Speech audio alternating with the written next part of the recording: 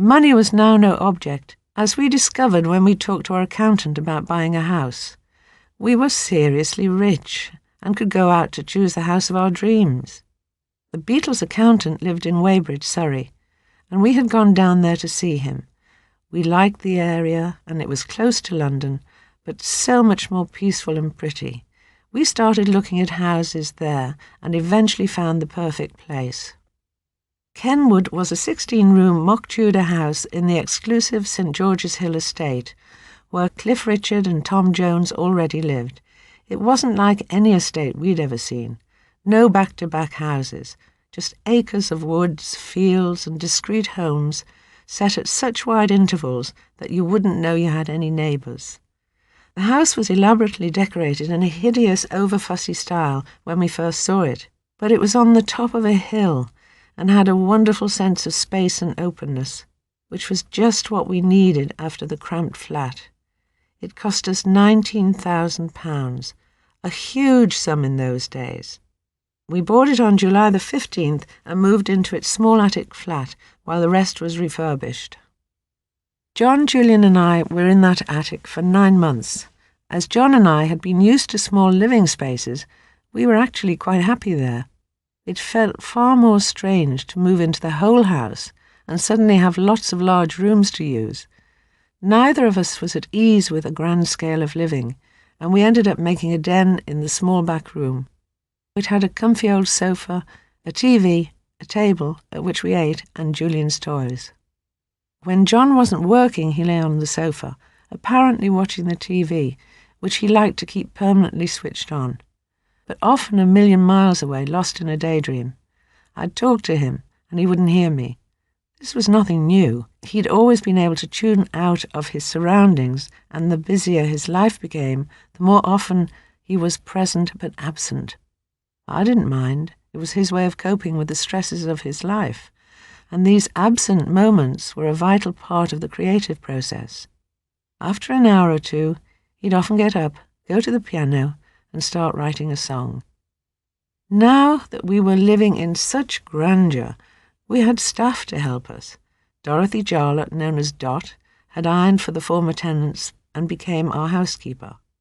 She was a warm, competent woman in her 40s, who became indispensable to us. She was loyal and reliable, and was a good friend to me when John was away for weeks on end. We also had an elderly, grumpy, but extremely good gardener, who largely ignored us, and a chauffeur. The first couple of chauffeurs were a disaster. We discovered that one lived in the car he drove for us, but Les Anthony, a jovial Welsh ex-guardsman, whom we knew for some reason as Anthony, was like Dot, loyal and reliable. Neither John nor I could drive when we first moved in, so Anthony was far more than just a status symbol. He was our lifeline. Not long after we moved to Kenwood, George and Patty Boyd, his girlfriend, bought a house in Esher, a few minutes down the road, followed by Ringo and Maureen, who took Sunny Heights, just 5 minutes away on the same estate as us. Ringo and Maureen had continued to see each other, even though she was in Liverpool and he was in London. We all knew that Ringo had had the odd fling with other girls, but his heart belonged to Maureen. In January, Maureen found she was pregnant, and their wedding was hastily arranged for February the 11th, 1966, at London's Caxton Hall. It was a carbon copy of the situation in which John and I had found ourselves, except that this time the world's press was waiting to capture all the details. Once again, Brian did all the arranging.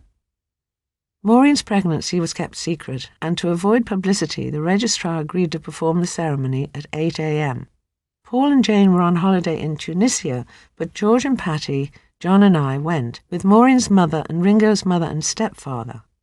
Once again, Brian was best man, and after a touching ceremony, we all went back to Brian's house in Belgravia for a celebration breakfast.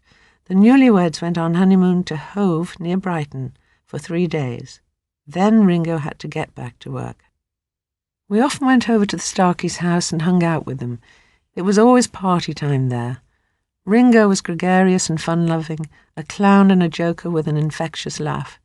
Together he and Maureen made an irresistible double act, both extrovert and uninhibited. Ringo had installed a replica pub in their front room, which he called the Flying Cow. It had a counter and till, tankards, mirrored walls, and even a pool table. He'd nip behind the bar to serve us all drinks, while Maureen supplied us with endless plates of food.